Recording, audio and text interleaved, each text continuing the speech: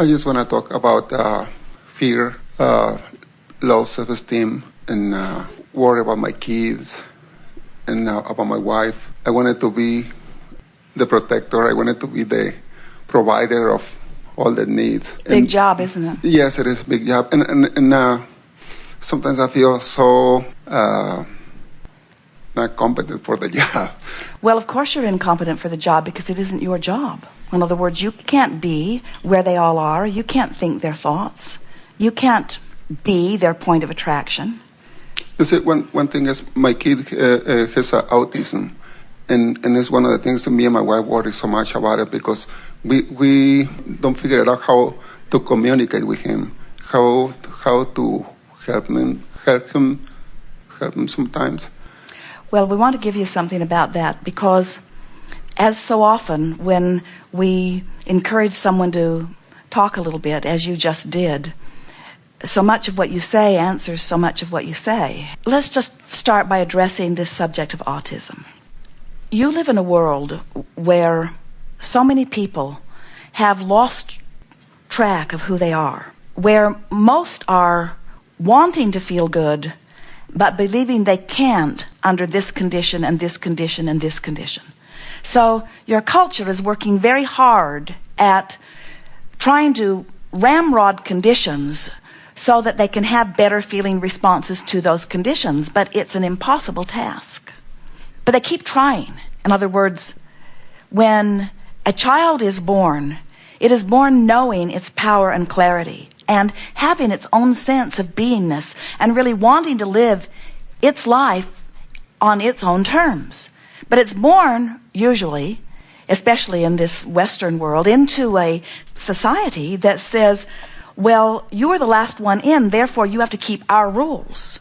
And if this child could speak, it would be saying, I am the last one in, meaning I am the best representative of all that you have all become. In other words, as these children come in, even at birth, they are surer and more the being that you have been working to become than any of you who have been here for all of the years that you've been working. They have a confidence about them. So they want to say to you, I am the last one in, meaning I am the one that remembers most clearly who I really am. But they see from the non-physical perspective that so many of them, you come, you're born, you're little, you're sort of helpless in the sense that you need someone to bring you food and water. You can't walk around for a while. You don't have any teeth. You can't even really chew anything. Your vision isn't all that great at first. In other words, you are sort of dependent on those obnoxious adults who surround you who are so sure that they have the right version of life going on. And so they are determined that they're going to tell you about all the potholes that you might step in and all of the things that might go wrong. And they begin a barrage of causing conformity within you almost the day that you are born. Certainly, early in your experience, they begin insisting on your conformity. So now, more and more of them are coming forth, determined to be unconformable. In other words, they're just sure about who they are and wanting to be different enough that you can't hammer that square peg into that round hole. It's true of those who are coming forth with different sexuality orientation than what the majority of you would prefer. It's true of those that are coming forth with autism. They're coming forth in great numbers, different enough that you cannot force their conformity. And the message that they teach collectively is unconditional love. What they're wanting you to understand is that I'm all right as I am. Please don't need me to be different so that you can feel better. It's the gift of unconditional love that they're giving you. It's not one that they're asking for from you. They're saying to you, I'm happy as I am. Don't ask me to be different than I am so that you can be happy. Be happy as I am. And when you are happy as I am, then my reason for being will have been fulfilled. You see.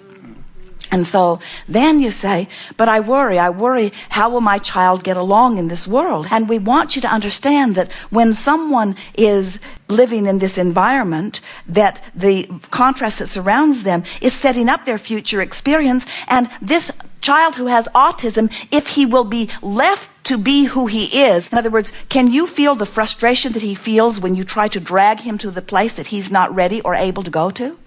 And so if you don't drag him, if you allow him to be, in this well-being place that he naturally is, he is the best example of someone living the art of allowing of anyone that you know currently in your life experience. This workshop is full, and weekend after weekend, hundreds of people coming to learn about the art of allowing. He knows it innately.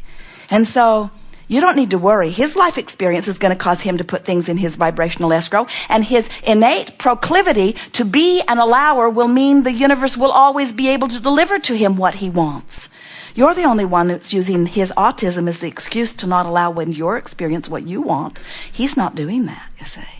You see how it works? Yes. So, by having the gift of this different child, you have the gift of putting things in your vibrational escrow that would not have been there otherwise.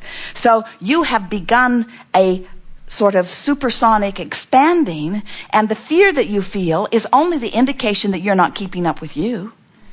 When you think a thought like, something's going to go wrong with my child, or my child is going to have a hard life, that is so contrary to what you want and who you really are and what you really know, that thought is just a torturous thought. And the fear you feel is the indication of that. This gathering has been a very good day of expressing over and over again that your work is the same work no matter what the subject is. You've got to come into vibrational alignment, and when you do, you'll know that you've come into alignment with that broader point of view, and you'll feel your power.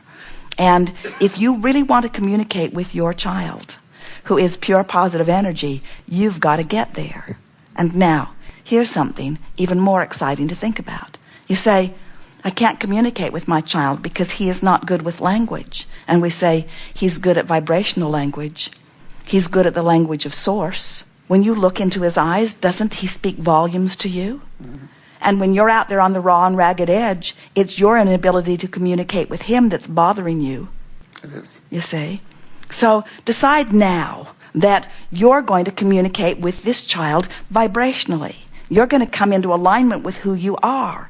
And you're going to communicate by the way you feel. So you're going to communicate love to him and confidence. Well, you talked about a feeling of insecurity.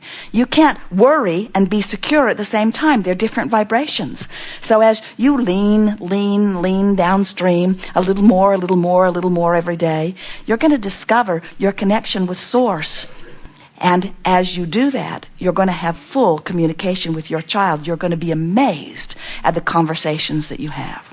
Your desire to communicate with your child is your sort of backdoor entrance into your own vibrational alignment with who you are. You wouldn't do it for yourself, but you'll do it for your child, you see. Mm-hmm. And that's the gift he brings. It was the agreement you all had, and it's a big one, and it's worth it. And there's nothing broken here. I see. Enough? Yes, plenty.